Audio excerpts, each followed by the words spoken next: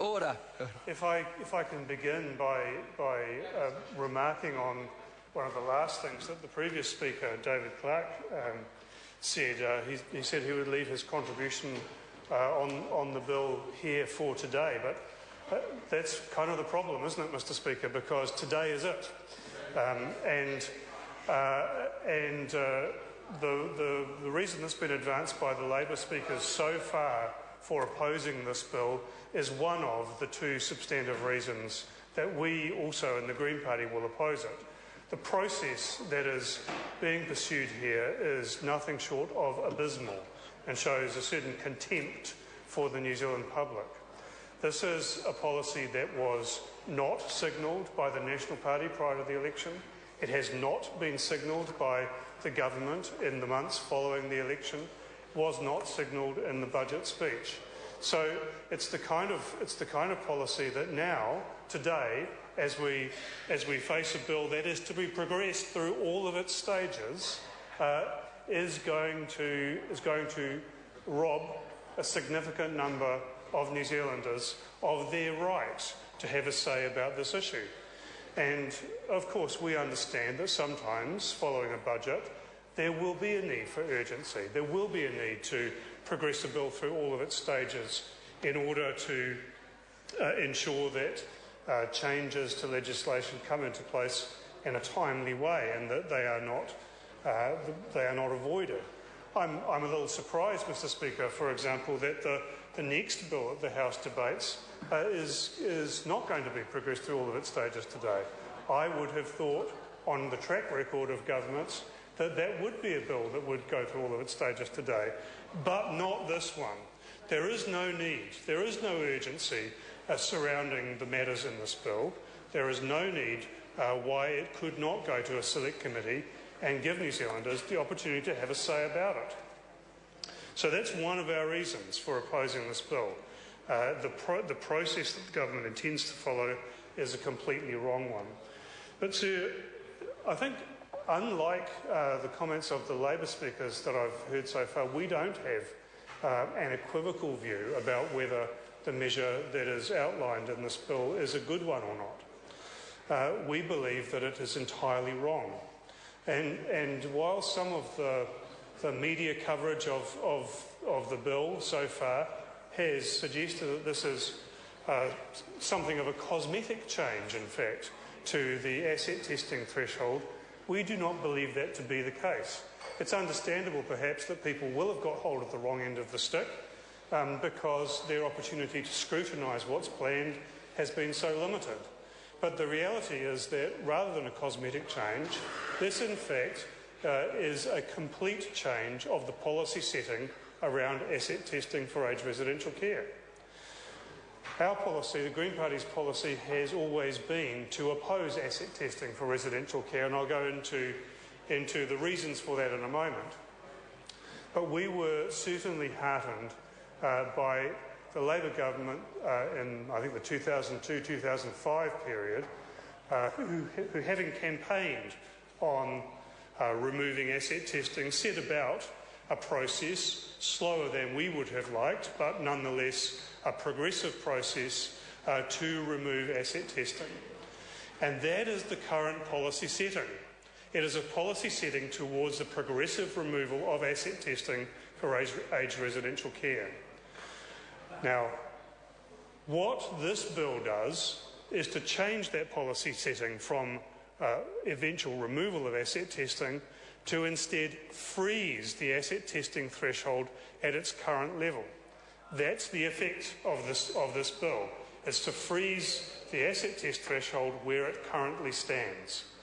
Now, that is a complete change of policy, and we believe it is one that New Zealanders ought to have had a say about. It's not cosmetic, sir, it is entirely substantive.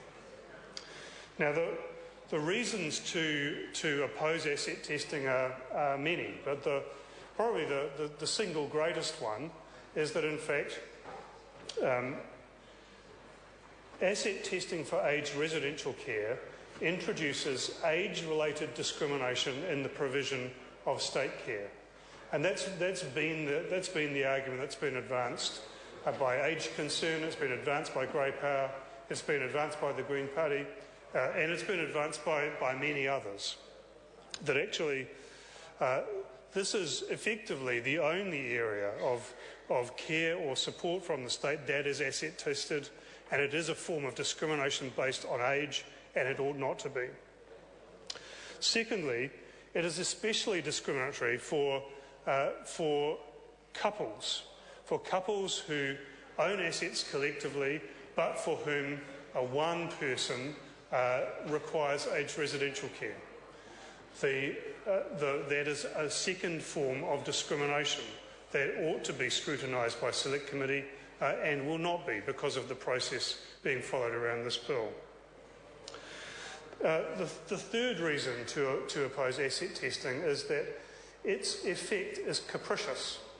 The reality, sir, is that those of us who are more resourceful in society will find ways of evading the asset test. That actually it promotes behaviour that avoids the regime for those who are sufficiently well connected and knowledgeable to be able to do so. And that is not an appropriate basis for the policy being applied or not. So the effect of asset testing is capricious, and that is a bad principle in law. The fourth one, and I certainly heard Dr. Clark allude to this in his contribution, is that another effect of an asset testing regime is that it encourages people to not save, so that it actually creates conflicting signals for ageing New Zealanders about whether they ought to be saving for their retirement or not. And that an asset testing regime around aged residential care, in fact, encourages people to spend rather than save. Now, Mr. Speaker, I think it has been a mantra of, I believe, all political parties for quite some time now, that is the polar opposite of the effect that we are trying to encourage in our economy. So for the 170 New Zealanders who will be picked up by this effect in this first year, actually we create an incentive that takes the economy in the wrong direction, away from saving and towards greater spending.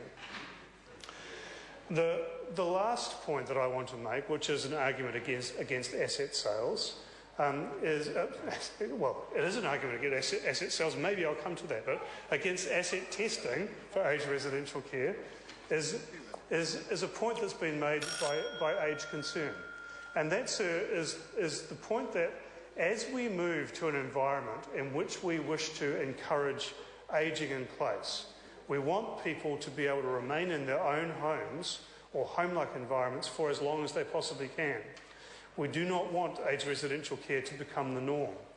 Now, what happens with asset testing is that a person who has been living in their own home moves into aged residential care, they're subject to the asset test, they may well lose, therefore, the asset which is their own home that they are most likely to have, and then should they no longer need residential care and be sufficiently independent to be able to live in their own home again, their own home is no longer there for them to move back into.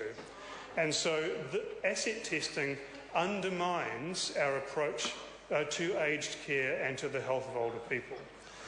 The last point that I want to make at this point in the many debates we will have over this measure today, sir, is that what this measure is about, and the regulatory impact statement makes it clear, is saving money for the government. And that's because the government has not allocated sufficient in the health budget for the health services required by New Zealanders, and so it is instead taking the money that it needs for the new initiatives from other services. And in this case, it's taking it from older New Zealanders who've contributed to the care that they need through a lifetime of work, a lifetime of contribution, and that, sir, is unprincipled and wrong. I call Michael Woodhouse. Thank you, Mr. Speaker. I wasn't going to take a call yet in the first reading, but